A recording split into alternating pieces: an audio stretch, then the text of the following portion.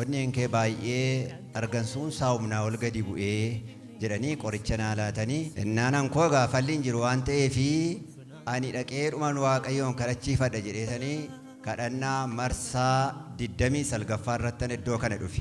Gaafan dhufee mana kana lixu asitti galgalasaa nuuf kadhatanii maayidhaa dhibeen keennaan dhibeen koo onneedhaa onnee kootu na dhukkubaan jedheen. Naan isaanoo asitti namni waaqayyoo naa kadhatanii har'aa kaasee onnee kee onnee haaraatti jijjiireeraa galataaf deebi'ii kottu naan jedhani. Nangalee edda gaafa sanaatii ani fayyaadhaa qoricha tokko liqimsinee onneen koo gaafa sanaa kaasee fayyee kanaaf saba waaqayyoon naa galateeffadha.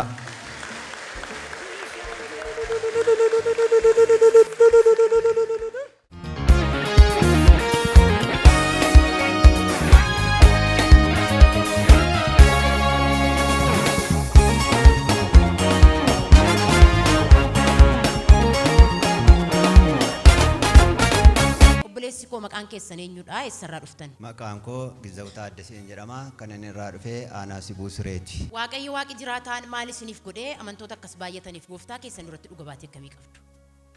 Waan waaqayyo naa godhee ani dhibee onnee irraan fayyee dhibee onnee kana waggaa tokkoofan dhukkubsadhee naashilaanii dhaqee jennaanii onneen kee baay'ee argansuun saawumnaa ol gadi bu'ee jedhanii qoricha naa laatanii qoricha sanatti nan fayyadamee ammas deebii naan jedhanii ammas dhaqee deebi'ee qoricha fudhadhee ammas nan fayyadamee na dhiisuu dide. Ammoo iddoo Naawol Kiliinikii jedhamuun dhaqe. Achis dhaqee marfee 12 fi qoricha naa laatee ji'arraa deebii naan jedhe. Achis fayyadamee marfee sana fixee nan dhaqe. Gaafa ji'a isaa gaafa naqu jijjiiraman qabuudhee ammas marfee 12 fi qoricha naa laate. Walumaa gala marsaa lamatti marfee 24 fixeen qoricha isaa ituma liqimsuu natti caale jennaan nan dhaabe. Ammoo takka taa'eetaniin hospitaala Abbaa Seenaan dhaqe. Gaafa nachi dhaqu onneen kee kunii baay'ee argansuuyyuu dhaabuufidha. Onneen tokko sirriidha kan nu eenyu dhaannaansaa 60 yoo jiraatedha. Kan kee garuu 46 jira waan ta'eef baay'ee sodaachisaa. Qoricha kanaa fudhadhuutii ji'a tokkoof kanatti fayyadamii ji'arraa deebi'ii kottu ilaalleetu waan argansuuf si fayyaduu si ilaannaa naan jedhan. Innaanan koo gaafalliin jiru waan ta'eefi ani dhaqee dhuman waaqayyoon kadhachiifadha jedheetanii kadhannaa marsaa 29 irrattan iddoo kana dhufe.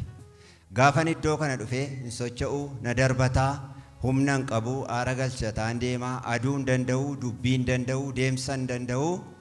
Gaafan dhufee mana kana lixu asitti galgalasaa nuuf kadhatanii maayidhaa dhibeen keennaan dhibeen koo onneedhaa onnee kootu na dhukkubaan jedheen. Naan isaanoo asitti namni waaqayyoo naa kadhatanii har'aa kaasee onnee kee onnee haaraatti jijjiireeraa galataaf deebi'ii kottu naan jedhani. Haleluuyaa! Galanni Yesuusiif haa ta'u. Dotoo kan ta'e si'ini ulfinaan ol jedhii baraanii.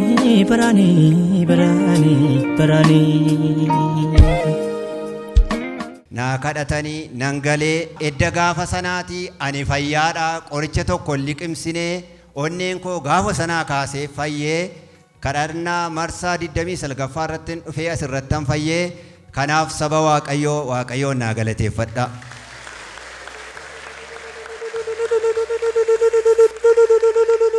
Dhukkuba onneetiin yeroo ammamiitiif dararamaa turtanii yeroo rakkachaa turtan kana keessa maal gochuu hin dandeessan? Dhibeesaa waggaa tokkoon dhukkubsadhee ji'a 5 garuu hin socho'u olii gadi hin deemu waan ulfaatuun kaasuu iddoo maasii koo hin naqu callumadeen katamaatti achi baheen deebi'a malee waa biraa hin ejjedhu bakkeetti kuffisee na ajjeesaa laatasa jedhuun sodaadhaa. Akkattiin ji'a 5 kana gidduu mootuun kanaan rakkadhuutan gara iddoo kanaa dhufee fayyee gaafasii kaasee amma guyyaa irraatti na tsaadha. Ani waaqayyoo faanan kennus waanan jedhu siin qabu galatuma duwwaadhaa saba waaqayyoo mas waaqayyoon naa galate. Dabala sabi waaqayyoo gargaaraa galata inillee danuu laadhaa Yesuusiif.